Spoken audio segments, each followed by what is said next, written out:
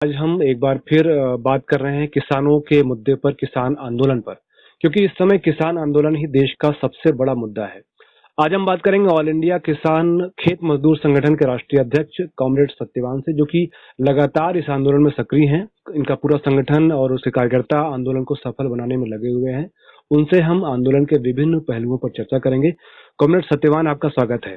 जी पवन भाई, आपके भी स्वागत है। नमस्कार जी। सबसे पहले हम आपसे जानना चाहेंगे कि आप और आपका संगठन इस आंदोलन को किस रूप में देखते हैं और इस आंदोलन को लेकर के आपकी क्या राय है? हमारा ये कहना है कि ये आंदोलन किसानों का आंदोलन है। ये खुद किसानों ने शुरू किया है और किसान अपने नेतृत्व में खुद ही इसे संगठित करके चला रहे हैं। किसी राजनीतिक ताकत ने, दल ने इसको नहीं चलाया है, ना ही उसकी कोई ताकत इसके पीछे है। किसानों ने लंबे अपने अनुभव से ये समझ लिया है कि उनके हित में क्या चीज है और क्या नहीं है। लंबे अरसे से हमारे देश में किसानों के साथ, खेती के साथ जिस तरह का बर्ताव हो रहा है, उसी अनुभव के बल पर अभी तक वो टुकड़े टुकड़े जो भी उनके ऊपर दमन हुआ, अन्याय हुआ, भेदभाव हुआ उनकी खेती के साथ जो है, तो उससे वो समझ गए, उनके मन में जो अंकित थी वो सारी चीजें एक साथ आ गई हैं। जब से 5 जून को हमारी केंद्र सरकार ने, भाजपा की, मोदी जी की केंद्र सरकार ने 3 काले कानूनों का जो अध्यादेश जारी किया, तो सभी चीजें उनके मन में एक साथ समण हो गई कि ये हम पर एक अंतिम हमला है। अगर इसको नहीं रोका गया तो हम कहीं के नहीं रहेंगे। जी। तो ये आपको मालूम है कि 1991 से खास तौर पर और उसके बाद जितनी भी सरकारें आई हैं, जो कृषि में आजादी के बाद जो किसान आंदोलन के दबाव से जो कुछ सुविधाएं या सुरक्षाएं मिलती थी, वो धीरे धीरे समाप्त कर दी। जैसे सब्सिडी थी, उसको समाप्त कर दिया। खाद के ऊपर सरकार का नियंत्रण था, तो उस नियंत्रण को हटा के सीधे कंपनियों के, पूंजीपतियों के हाथ में दे दिया। इसी तरह डीजल को दे दिया। बीज जो किसान के खुद खेत का होता था, अब ये बीज पूरी तरह से बहुराष्ट्रीय कंपनियों, देशी और विदेशी के हाथ में चला गया है।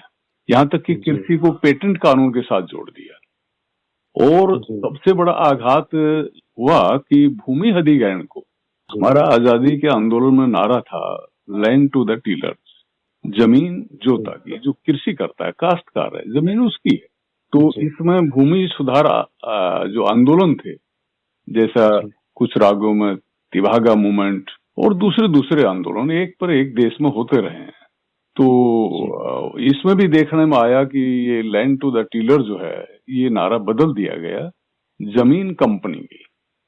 सरकार ने बड़ी तेजी के साथ देश भर में भूमि अधिग्रहण किया था और उसके खिलाफ जो आंदोलन हुए थे, हरियाणा में गुड़गांव और झज्जर, दिल्ली के लगते हुए 25,000 एकड़ जमीन के लिए रिलायंस का SEZ बनाने का स्कीम थी। किसानों ने आंदोलन करके, जिसमें हमारे ऑल इंडिया किसान खेत मजदूर संगठन ने दूसरे प्रभावित किसानों के साथ मिलकर संघर्ष कमेटी बनाई और उसको विफल किया था। ऐसा ही आप जानते हैं, नोएडा, अलीगढ़ के आसपास में यूपी के किसानों ने लड़ाई लड़ी।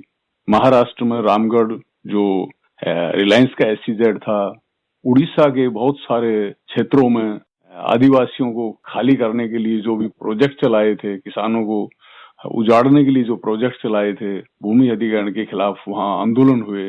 और ये जो वेस्ट बंगाल में सिंगूर और नंदीग्राम में भी ये आंदोलन हुए। केरल जैसे राज्यों में भी इस तरह के आंदोलन हुए हैं। तो देश भर के आंदोलनों के ही प्रभाव से जो 2013 का कानून बना था, हालांकि वो उसमें भी बहुत सारी चीजें प्राइवेट कंपनियों के हित में थी, लेकिन मार्केट रेट से 4 गुना दाम मिलेंगे और जमीन अधिग्रहण करने से पहले प्रभावित किसानों से बातचीत की जाएगी, उनकी राय ली जाएगी, ऐसे कुछ पॉइंट्स थे। तो उनको भी समाप्त करने के लिए मोदी सरकार जब आई तो इसने ऑर्डिनेंस जारी किया। वो ऑर्डिनेंस सफल नहीं हुआ, आंदोलन हुआ भूमि अधिकार आंदोलन, जिसमें हमारा ऑल इंडिया किसान खेत मजदूर संगठन भी था। उसने जोरदार आंदोलन चलाया 2 साल तक। तो आखिर भूमि अधिग्रहण ऑर्डिनेंस 4 बार जारी करने के बाद मोदी सरकार को उसको रद्द करना पड़ा था। तो ये जो हुआ एक पर एक, और किसान लोग मांग कर रहे थे कि हमारा खेती की लागत बहुत ज्यादा है, मार्केट में दाम हमको नहीं मिलता है, इसलिए बीच में स्वामीनाथन किसान आयोग जो था उसकी रिपोर्टें भी पड़ी थी जिसको लागू नहीं किया जा रहा था। भाजपा ने वादा किया था हम लागू करेंगे, लेकिन अभी तक उसको लागू नहीं किया है। तो ये मांग हम करते आ रहे थे, देश भर का किसान आंदोलन, कि किसानी में जो लागत खर्च है उससे 1.5 गुना फसल के दाम दिए जाए।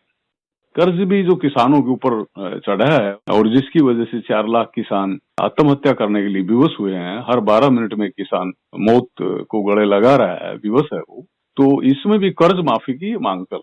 तो ये एक पृष्ठभूमि है, जिस पृष्ठभूमि में किसान सरकार से उम्मीद करते थे, और लॉकडाउन कोरोना में तो और भी ज्यादा हमारे प्रवासी मजदूरों के साथ जो हुआ, दूसरा तो किसानों ने अनुभव किया कि ये सरकार का रवैया है ये कैसा है, ये तो एक मित्र का रवैया नहीं है, जनता के प्रति उत्तरदायी सरकार का रवैया नहीं है, ये तो जरूर ये कहीं अनहोनी हो रही है। और वो तजुर्बे से समझ गए कि ये अंबानी अडानी जो बड़े बड़े कॉरपोरेट हैं, बड़े पूंजीपति हैं, ये उनकी सरकार है। इसीलिए इस आंदोलन में एक चीज देखेंगे, ये सिर्फ मोदी सरकार के खिलाफ नहीं है आंदोलन, ये आंदोलन अंबानी अडानी के खिलाफ, यानी किसानों में एक चेतना, नई तरह की चेतना जागृत हुई है कि सरकार के पीछे, संसद के पीछे कोई और है जो बैठा है और सरकार को निर्देशित कर रहा है, सरकार को डिक्टेट कर रहा है, सरकार को कान पकड़ के चला रहा है। तो इसलिए ये किसानों ने अपना अनुभव से ये आंदोलन शुरू किया है, ये मेरा कहना है। जी।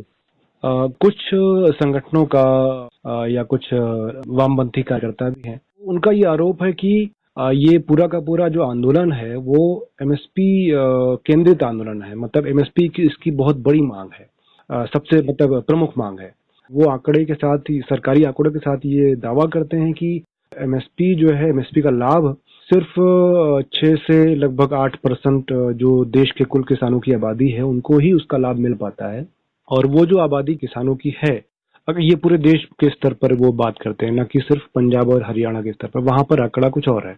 तो ये जो आंकड़ा है उसके हवाले से अगर बात की जाए तो अगर एमएसपी का लाभ छोटे किसानों को, और जहां तक कि आपके संगठन के नाम में भी खेतिहर मजदूर जुड़ा हुआ है, तो एमएसपी की मांग किस तरह से उसके हित में जाती है और आप इसको किस रूप में देखते हैं? देखिए, जैसे बिजली कानून में जो संशोधन लाया जा रहा है, ड्राफ्ट पेश हुआ है, अगर बिजली महंगी हो जाती है तो किसानों की खेती भी महंगी हो जाएगी, उनका लागत बढ़ेगी, और जो हमारा शहरी या ग्रामीण उपभोक्ता है वो भी, उसका भी जो सब्सिडाइज्ड रेट्स पर थोड़ा बिजली, घरेलू बिजली दी जाती है, उसके ऊपर भी बहुत भारी भार पड़ेगा। और बिजली आज एक बुनियादी जरूरत हो गई है, हवा, पानी, रोशनी की तरह ही। तो बिजली का कोई कह सकता है कि बिजली गरीब आदमी तो 10 यूनिट खर्च करता है, बड़े बड़े उद्योगपति लाखों यूनिट खर्च करता है, इसलिए तो इस तरह से बोल के ये बात नहीं है। बात है कि एमएसपी जरूर एक प्रमुख और एक महत्वपूर्ण मुद्दा है किसान आंदोलन का, लेकिन जब ये 3 काला कानून आ गया है और बिजली बिल आ गया है तो एमएसपी थोड़ा नीचे खिसक गया है, क्योंकि इन तीनों काले कानूनों में कहीं भी एमएसपी का जिक्र नहीं है। दूसरी बात है कि जो इन तीनों काले कानूनों का जो मकसद है, मूल जो मकसद है, वो है कि खेती और खेती की उपज, तो ये पूरी जो किसानी व्यवस्था है इसमें धन्ना सेठों का मुकम्मल पूर्ण रूप से शिकंजा कायम करना। क्यों? ताकि वो ज्यादा से ज्यादा अपने मुनाफे का अंबार लगा सके। आप जानते हैं हमारे देश के बड़े पूंजीपति आज दुनिया के 10 बड़े धन्ना सेठों में गिनती है उनकी। अंबानी एशिया के नंबर 1 हो गए, और अभी मोदी जी की कृपा से अडानी उनके बराबर बराबर आ रहे हैं। तो ये वो चाहते हैं कि उद्योग में जो आज जो हमारी अर्थव्यवस्था में जो पतन है, मंदी है, महामंदी है, उसको कंपनसेट करने के लिए भी और उसके अतिरिक्त भी, दोनों तरह से उनका मुनाफा बढ़े और वो और बड़े मुनाफाखोर बने, उनका धन बल और बड़े धना सेठ बने। इसलिए वो हमारी कृषि पर मुकम्मल रूप से कब्जा करना चाहते हैं, ये मकसद है। इन तीनों कानूनों को अगर एक एक करके आप देखेंगे तो कहीं भी एमएसपी का जिक्र नहीं है जी। आप पहला कानून देखिए, इसमें फर्स्ट है कि ये जो आवश्यक वस्तु कानून जो था 1955 का, आजादी के समय हमारे यहाँ सिंचाई की व्यवस्था नहीं थी, दूसरी बहुत सारी चीजें ऐसी किसानों के नहीं थी, तो कृषि उपज खपत के हिसाब से कम थी, तो उस वक्त और ऊपर से ये जमाखोरी थी, तो तब एक देश का खाद्यान्न सुरक्षा की जरूरत से और किसान आंदोलन की जरूरत से जी ये मांग आई थी कि जमाखोरों के खिलाफ कार्रवाई की जाए, तो जो आवश्यक वस्तु है। लेकिन अभी ये जो कानून आया है इसमें उन जमाखोरों को खुली छूट दे दी जी, वो तो है। जिनको जेल के जो है शिकंजों के पीछे होना चाहिए था, उनको पूरी आजादी दे दी है। तो इसका परिणाम दो परिणाम निश्चित रूप से होंगे। नंबर एक, वो जमा जो करेंगे तो सस्ता खरीद के जमा करेंगे, तभी तो उनको ज्यादा मुनाफा मिलेगा। इसलिए किसानों की फसल को वो अपने मन मर्जी रेट पर खरीदेंगे और जमा करेंगे, बाजार में बनावटी कमी पैदा करके उसको महंगा बेचेंगे। जी कॉमरेड, सवाल एमएसपी पे था। मैं आपको रोकना चाहूंगा। एमएसपी पे चूंकि हम लोग को चर्चा भी कम में समेटनी है, तो ये सारी चीजें तो है, स्टॉक की जो लिमिट हटाई गई उसका तो निश्चित तौर पर सभी विरोध कर रहे हैं, लेकिन जो एमएसपी पे जो विवाद है, इस आंदोलन के वर्ग चरित्र को लेकर के जो एक सवाल उठा है, उस पे हम अगर ध्यान केंद्रित करें, और जहां इस देश का जो सरकारी आंकड़े भी है कि 86% से ऊपर जो छोटे और सीमांत किसान हैं देश में, तो उन 86% जो किसान हैं उनको एमएसपी का लाभ नहीं मिल पाता है। तो एमएसपी की मांग, हालांकि आपने कहा एमएसपी की मांग नीचे आ गई है, लेकिन आंदोलन जिस तरह से आंदोलन में बातें हो रही हैं, जिस तरह से हम न्यूज में देखते हैं, सुनते हैं, तो एमएसपी अभी भी एक बड़ा मुद्दा जो हमें लगता है वो बना हुआ है। निश्चित तौर पर जो तीनों कानून है उनके रद्द करने की मांग भी हो रही है और उस पर अलग अलग राय बटी हुई होगी, लेकिन हम इस पर और थोड़ा स्पष्ट रूप से जानना चाहते हैं आपसे कि एमएसपी पर आपके संगठन की दिशा क्या है। इस मांग पर आप लोग ठीक ठीक किस रूप में विचार करते हैं और क्या सोचते हैं? ये किस रूप में जो व्यापक, हालांकि जो मैंने कहा भी आपसे कि खेतिहर मजदूर जो आपके संगठन के नाम में भी है, उस खेतिहर मजदूर को एमएसपी की मांग कहाँ तक लाभ पहुंचाती है, और क्या ये अगर वो उसका नुकसान में है तो ये इस आंदोलन में आपकी इसमें क्या रणनीति है? ये देश का 86% किसान छोटा किसान है, मध्यम दर्जे तक का किसान। इसका कैपेसिटी नहीं है कि ये अपनी फसल को अपने घर में जमा कर सके। जब फसल आती है तो एक लीन सीजन होता है कि दाम कम आ जाते हैं, कुछ अरसे के बाद दाम चढ़ने शुरू होते हैं। तो ये जो पीरियड है, दाम कम आना और चढ़ना शुरू होना, ये मान लीजिए हर फसल पर 1 महीने का ये समय है। तो छोटा किसान के पास ये क्षमता नहीं है, उसकी ये आर्थिक उसमें बर्दाश्त नहीं है कि वो इसको अपने पास जमा कर सके, और जब दाम चढ़ना शुरू हो तब वो मंडी में ले जाए और अपने ज्यादा दाम दे। लेकिन जो धनी किसान है, बड़ा किसान है, उसकी तो ये क्षमता है जी। इसलिए एमएसपी के ऊपर अगर खरीद होती है तो ये जो छोटा किसान है और मैक्सिमम किसान है 86%, इसको फायदा होगा, निश्चित रूप से इसको फायदा होगा। कैसे फायदा होगा, जबकि वो जितना बेचता नहीं उतना खरीदता है मार्केट? ये मैं आऊंगा। ये तो हर किसान की फितरत है कि हर किसान करीबन एक दो या बहुत कम चीजें उपजाता है, खरीदते तो एक गृहस्थ होने के नाते से उसको भी दूसरी चीजें खरीदनी होती। यहाँ तक की भी है कि वो जिस चीज को बेचा था उसी को भी कभी कभी वो उसको खरीदना पड़ता है। बिल्कुल। तो ये जो स्थिति है, इस स्थिति में जो मैंने शुरू किया था कि ये जो 3 काले कानून आए, इनमें एमएसपी नहीं है, और पहला कानून से हर उपभोक्ता को जो ये महंगी चीजें खरीदनी पड़ेंगी, तो हमारी जो खाद्य श्रृंखला है और खाद्य सुरक्षा है वो दोनों भंग हो जाएंगी। और पीडीएस सिस्टम को पहले ही बहुत दूर तक ध्वस्त कर दिया गया है, अब जो बचा खुचा है वो भी खत्म हो जाएगा। तो इसलिए पीडीएस सिस्टम और ये जो भूमिहीन को, उपभोक्ता को सुरक्षा देनी, ये एक अलग मुद्दा है। और किसान को, छोटे किसानों को, मध्यम दर्जा के किसानों को मार्केट की मार से बचाने के लिए उसको सुरक्षा, ये अलग मुद्दा है। दोनों ही मुद्दे अपनी अपनी जगह पर वाजिब हैं। एमएसपी के माध्यम से और सिर्फ डिक्लेयर नहीं करना, खरीद भी करना, प्रोक्योर करना, ये एक किसानों के हित में, छोटे किसानों के हित में, जिन किसानों की स्थिति ऑलमोस्ट मजदूर जैसी है। छोटा किसान क्या है? छोटा किसान की स्थिति है सेल्फ अपॉइंटेड लेबर। जैसे मेरा मजदूर जो है वो किसी फैक्ट्री में या किसी बड़े किसानों के यहाँ जो काम करता है तो उसको मजदूरी में काम करना पड़ता है, वो दूसरे के यहाँ मजदूरी कर रहा है। किसान मजदूरी कर रहा है अपना ही खेत में, लेकिन उसको जो टोटल जो फसल आने के बाद जो दाम उसके हाथ में आता है, उसकी लागत और उसकी मेहनत लगती है, उसके हिसाब से देखेंगे तो वो भी मजदूर की तरह ही, उसको मजदूरी भी ठीक से नहीं मिल पाती जैसा हमारा भूमिहीन मजदूर को ही। तो ये एमएसपी की जो मांग है, ये इन किसानों के लिए उतना ही जरूरी है जितना आम तौर पर ये मांग की जाती है। अब सवाल आया कि मेरा खेतीहर मजदूर ही नहीं बल्कि ये छोटा किसान को भी जो उपभोक्ता वस्तुएं जो खरीदनी पड़ती हैं, तो उसके लिए सब्सिडाइज्ड रेट्स होना चाहिए।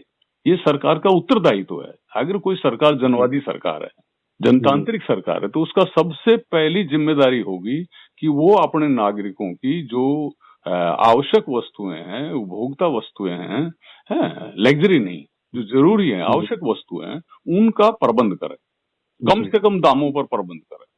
हमारे देश में अभी अनाज की स्थिति क्या है, आप देखिए कि वो इतना अबंडेंट है। खुद पूंजीपति कह रहे हैं कि एमएसपी का क्या जरूरत है, और इस देश में बहुत सारा अनाज है, बहुत सारा वो है, तो इतना अबंडेंट है।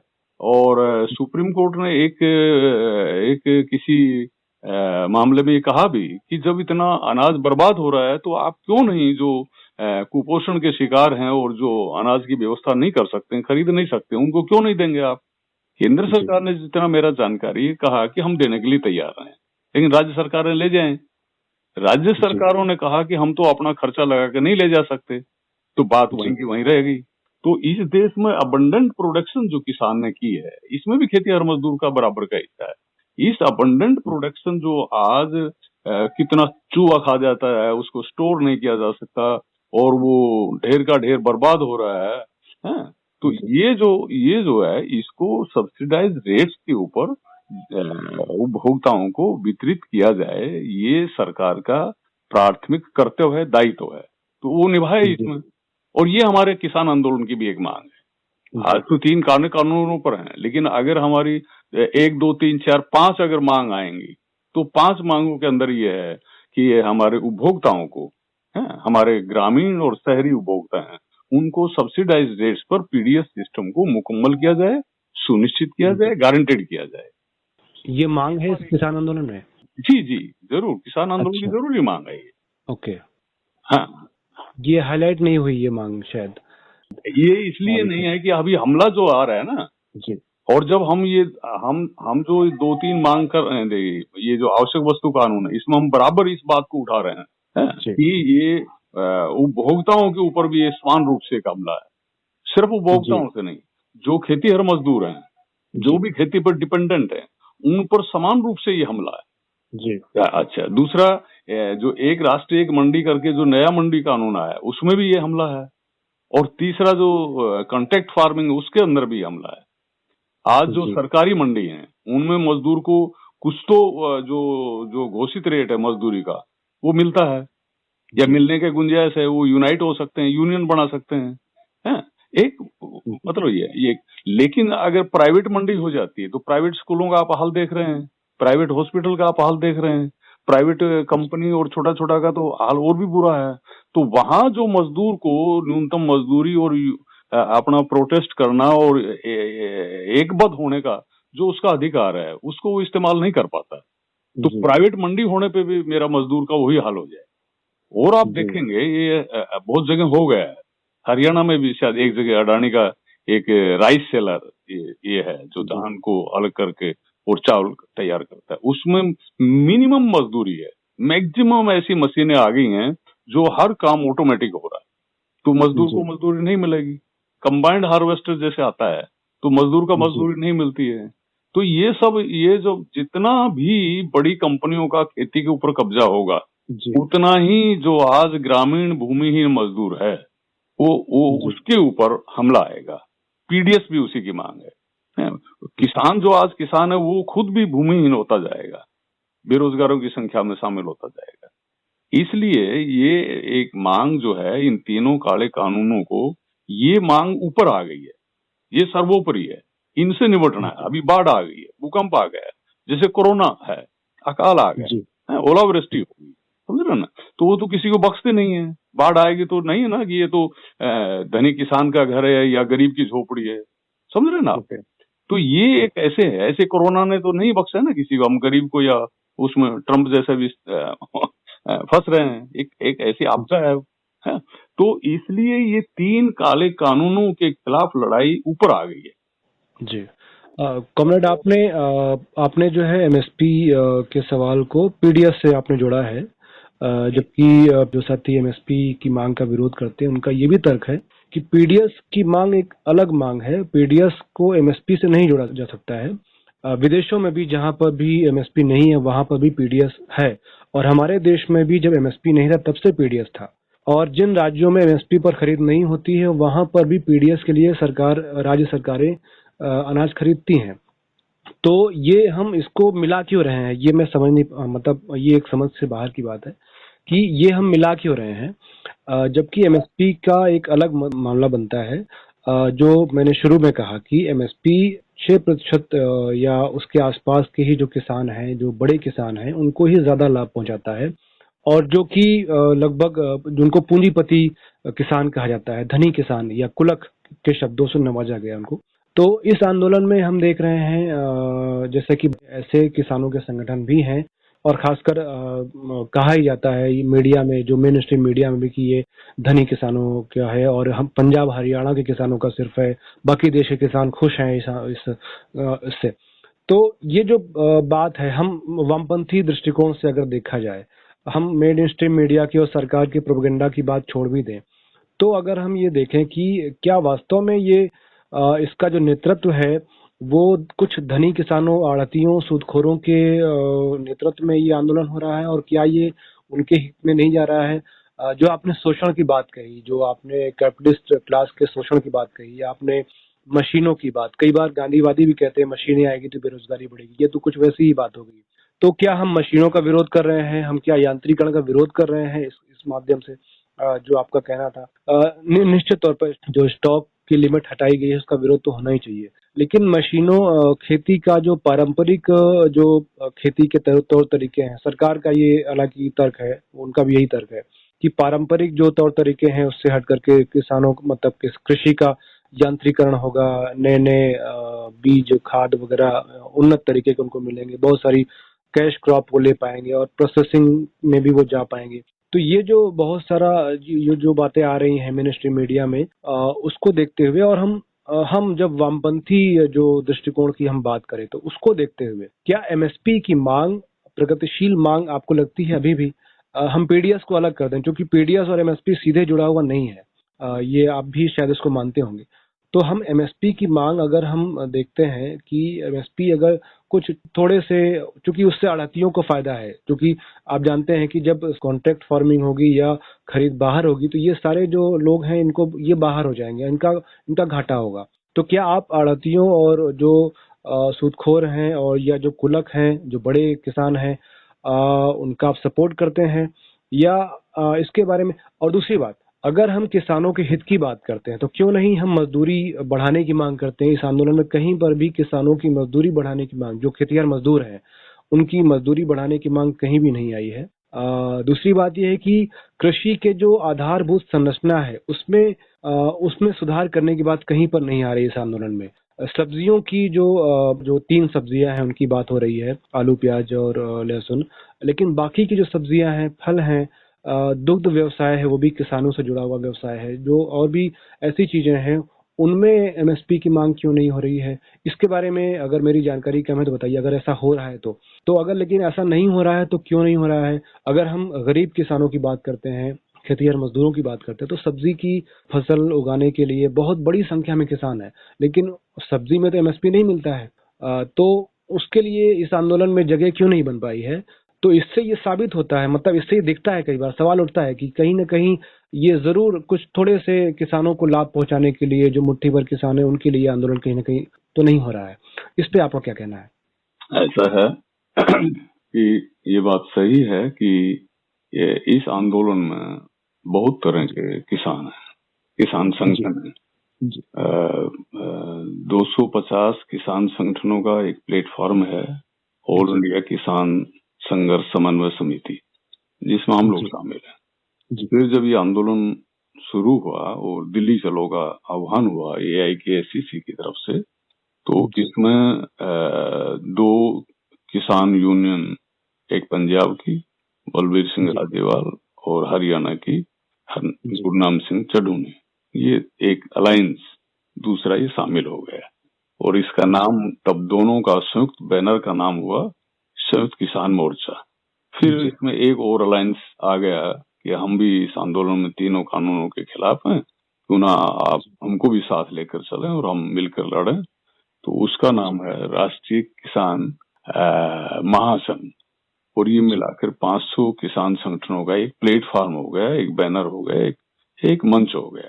इसमें बहुत सारे जो संगठन हैं, इन सभी के अपने अपने सोच है, मंजिल क्या है ये भी अपना अपना उनका ऑब्जेक्टिव जो है अलग है, और संघर्ष करने का तौर तरीका है, शैली जिसको कहते हैं, कार्य शैली, आंदोलन का शैली, ये भी अलग अलग है जी। लेकिन ये तमाम भिन्नताएं रहते हुए, और छोटा बड़ा है, और ये मंजिल क्या है, कार्य शैली क्या है, ये सब की भिन्नताएं हैं। लेकिन एक कॉमन जो खतरा है उसके खिलाफ सभी एकजुट हैं। वो 3 काले कानून है, वो है ये जो बहुराष्ट्रीय कंपनियां हैं, इनका मुकम्मल खेती के ऊपर कब्जा। बात ये नहीं है, हमारे राष्ट्रीय बाजार अभी भी पूंजीपति वर्ग के हाथ में है। हमारे देश का कृषि का जो चरित्र है वो पूंजीवादी चरित्र है, 1947 से पूंजीवादी चरित्र है, जो दिनों दिन बढ़ता जा रहा है और ये होता जा रहा है। लेकिन ये अभी हमला है, ये एक मुकम्मल हमला है जी। तो ऐसी स्थिति में ये बात जो कृषि का चरित्र है, कृषि का जो चरित्र है उसमें छोटे बड़े की भिन्नताएं रहने के बावजूद, विभिन्न मंजिलों और कार्यशैली की भिन्नता के बावजूद जो बचाव करना है वो इनसे करना है। तो जैसे आज अंग्रेज के जमाना में आजादी तो सभी को चाहिए थी ना, हम सूदखोरों के जो शोषण के शिकार थे, जो सामंती राजाओं के शोषण के शिकार थे, जात पात के थे, महिला और पुरुष जो भेदभाव के थे, हैं, जो भिन्न भिन्न धर्मों में जो भेदभाव था, तो नाना प्रकार के भेदभावों के हम शिकार थे। लेकिन इसके बावजूद आजादी सभी को चाहिए थी। तो इसी तरह से आज जितना किस्म का भी किसान है, उन सभी को किसान संगठन है वो सभी इनके खिलाफ है, नंबर 1। नंबर 2, किसानों में जो बड़ी संख्या है वो है मैंने कहा छोटा किसान, छोटी जोत का, और मध्यम जोत। तो इसका चरित्र क्या है, ये सेल्फ अपॉइंटेड वर्कर की कैटेगरी में है ज्यादा से ज्यादा। तो इसको जो हम जो एक भाषा कहते हैं सर्वहारा, तो ये जो हमारा खेतीहर मजदूर, इंडस्ट्रियल वर्कर है, जो और भी ऐसा मेहनत कर जो है, वो सीधे सीधे सर्वहारा है, और वो पूंजी के शोषण का, चौतरफा शोषण का शिकार है, दमन का शिकार है, उत्पीड़न का शिकार। ये जो अर्ध सर्वहारा जिसको हम कह रहे हैं किसान, ये भी पूरी तरह से इसी शोषण का शिकार है। तो जो इस तरह के पूंजीवादी शोषण का शिकार हैं, उनका एक साझा मंच है, उनका एक साझा अलायंस, उनकी एकजुटता, उनकी एकता, उनका एक संघर्ष के अंदर एक साथ साथ कंधे से कंधा मिलाकर चलने की जरूरत यहाँ उभरती है, समझ रहे ना, ये उभरती है। तो ये जरूरत से ही ये है।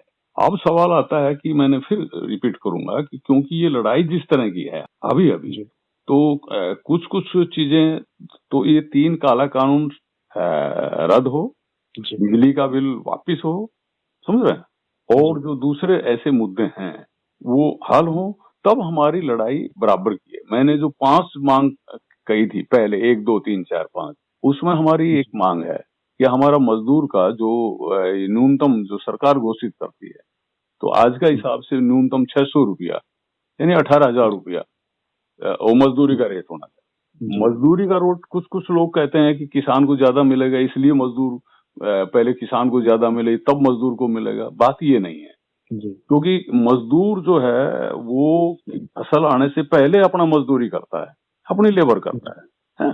तो उसको मजदूरी तो मिलने का यहाँ सवाल है। अब उसको कितना फसल हुई और कितना बाजार में बिककर पैसा हाथ में आया, उसके लिए मजदूर का कोई रोल नहीं है, वो तो अर्थव्यवस्था का रोल है। उस अर्थव्यवस्था के खिलाफ लड़ना पड़ेगा।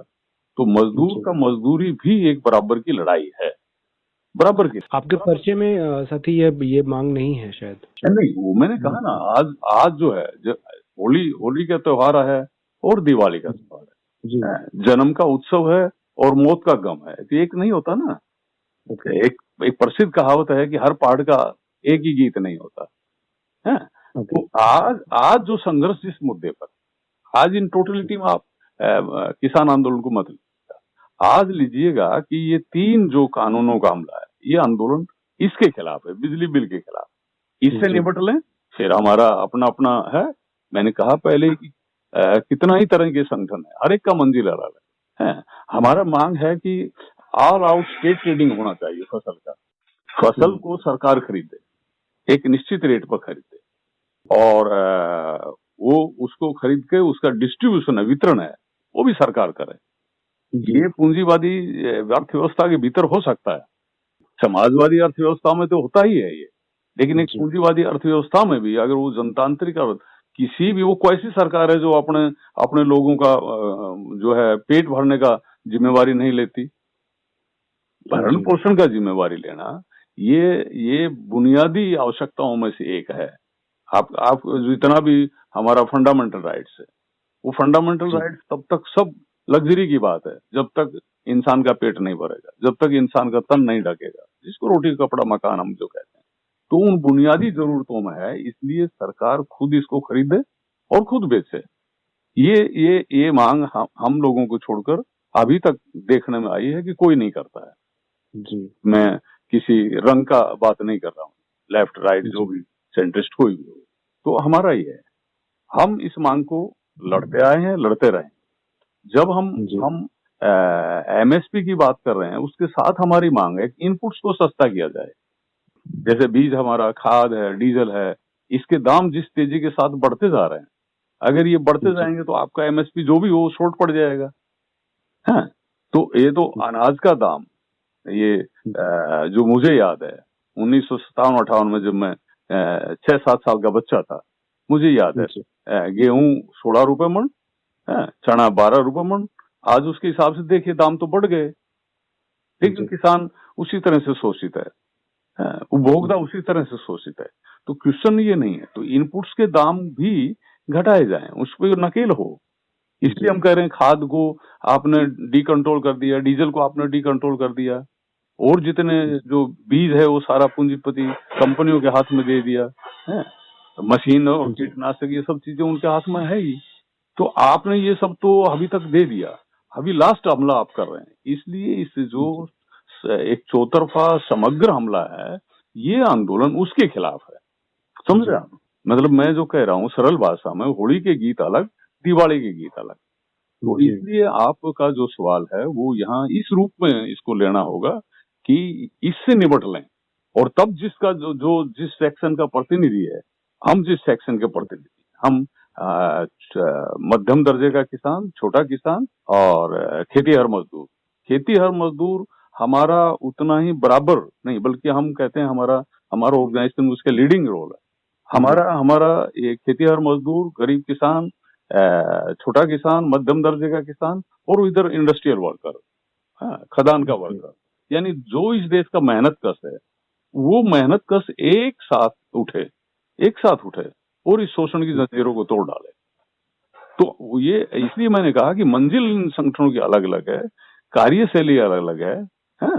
तो इसलिए आज जो लड़ाई है वो उसमें तीन ये काले कानून, एमएसपी मैंने कहा वो नीचे खिसक जाती है, चौथे दर्जे पा जाएगी। पहले 3 कालों से निपटने दीजिए। इवन अगर ये 3 काले कानून रह जाते हैं, जैसे कहते हैं ना घोड़े के आगे गाड़ी को नहीं अड़ाना चाहिए, समझ रहे ना? ओके तो आज और बिंदुओं को इन 3 काले कानूनों की लड़ाई के सामने नहीं अड़ाना चाहिए। हाँ, ओके तो ये जहां तक है एमएसपी, ये बात सही है कि कुछ ही चीजों में मिल रही है, लेकिन ये सब्जियां, फल, ये बराबर रूप से हैं, फूल हैं और चीजें हैं, वो भी। तो उनके लिए भी अभी तक 23 चीजों के लिए है, तो बाकी के लिए भी हो, ये भी लड़ाई का एक मुद्दा है। हमारा एआई के एससीसी जो प्लेटफॉर्म, उसका भी है, हमारा भी अपना है। रही बात जो सुधार, तो सुधार तो जैसे सुधार का सबसे बड़ी बात है कि जमीन जो है, लैंड टू द टीलर, जमीन उसके हाथ में आनी चाहिए। अभी भी उसमें कुत्ता बिल्ली के नाम में अभी भी है, ठीक है। फिर बीज है, मशीनरी है, मशीनरी को उस ढंग से ला रहे हैं, जो बीज को भी उस ढंग से ला रहे हैं, जो इसी छोटी छोटी कास्ट में फंसा कर रखा जाए। मशीन के हम विरोधी नहीं है, बल्कि हम कहते हैं कि अगर मॉडर्नाइजेशन, 2 चीज है सबसे बड़ी, इंडस्ट्रियलाइजेशन हो और कृषि के अंदर मॉडर्नाइजेशन हो। कृषि से मॉडर्नाइजेशन करने से जो बेरोजगार पैदा होगा, ये तो निश्चित बात है। वो बेरोजगार बाद में पैदा हो, पहले वो उसको रोजगार देने की व्यवस्था का हो, इंडस्ट्रियलाइजेशन हो, ज्यादा से ज्यादा इंडस्ट्री लगे, कृषि बेस्ड इंडस्ट्री भी लगे। लेकिन क्योंकि हमारे देश में पूंजीवादी व्यवस्था है और ये व्यवस्था वर्ल्ड वाइड महामंदी का शिकार है, आज इसके पास कोई उपाय नहीं है, इनके अर्थशास्त्रियों के पास कोई नुस्खा नहीं, ऐसा कोई प्रिस्क्रिप्शन नहीं है, कोई ऐसा नुस्खा नहीं है, कोई ऐसी दवा नहीं है जो इससे ये त्राण पा सकते हैं, उबर सकते हैं। एक ही है जो कार्ल मार्क्स ने बताया कि पूंजीवादी व्यवस्था का हल है कि इसको उखाड़ फेंक कर समाजवादी व्यवस्था क्रांति की चोट से की जाए, यही एकमात्र है। तो ये जो इंडस्ट्रियलाइजेशन है और कृषि का आधुनिकरण है, मशीनीकरण है, ये सिर्फ समाजवादी व्यवस्था में हो सकता है, और इसके लिए क्रांति का होना अनिवार्य। लेकिन तब तक हम कहते हैं कि मान लीजिए आपका शहर में बहुत सारा रिक्शा चल रहा है, बहुत सारा तांगा चल रहा है, उसको आप जब तक विकल्प रोजगार के लिए उसका नहीं व्यवस्था करते हैं, तब तो हठात से मशीन लाएंगे, ये भी एक बिंदु तो हो जाता है लड़ाई का।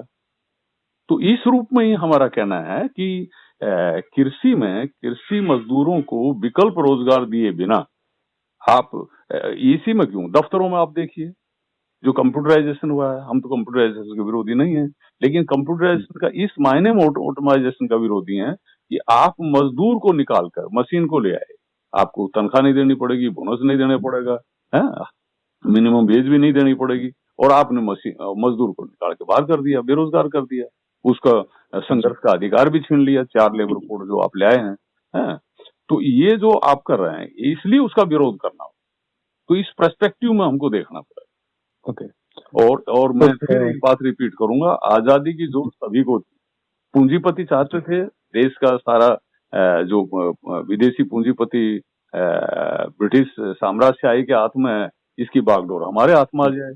भगत सिंह ने इसको बड़े सुंदर ढंग से दिखाया था कि इसकी बागडोर किसान मजदूरों के हाथ में आनी चाहिए, समझ रहे ना?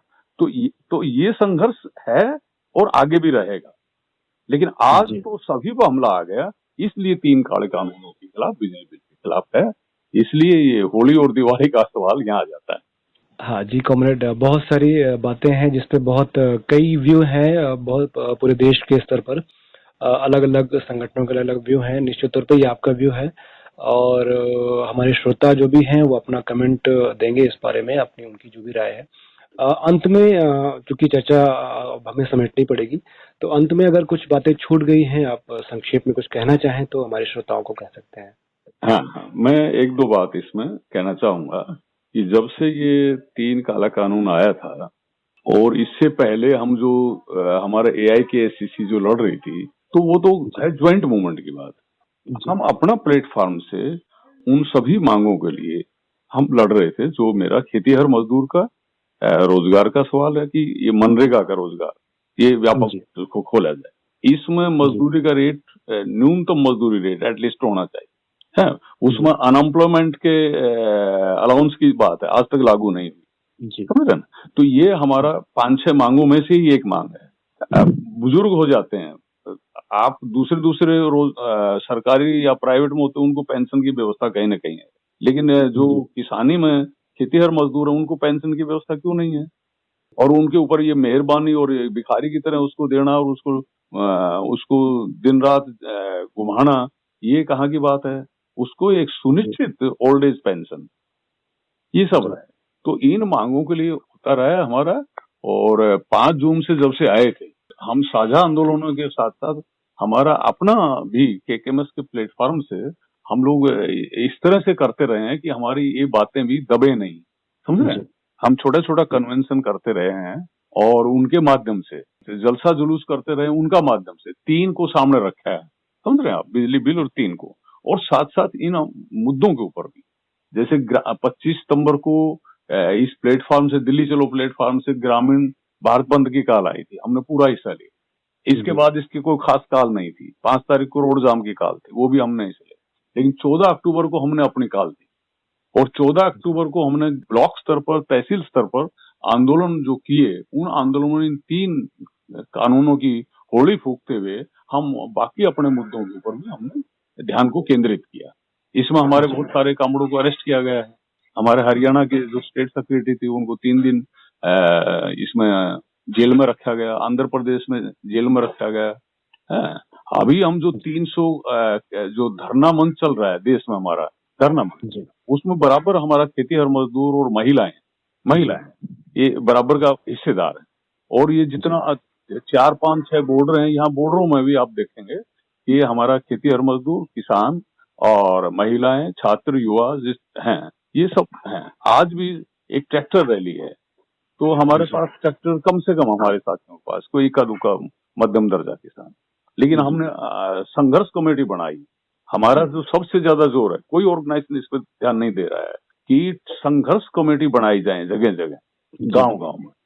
मैं जिक्र कर दूं ये थोड़ा सा कि अगर रूस में मजदूर किसानों ने अपनी क्रांति को फतेह किया था, जारशाही को हटाया और फिर पूंजीशाही को हटाया, तो उसका एकमात्र शक्ति थी सोवियत, यानी जनसंघर्ष कमेटी।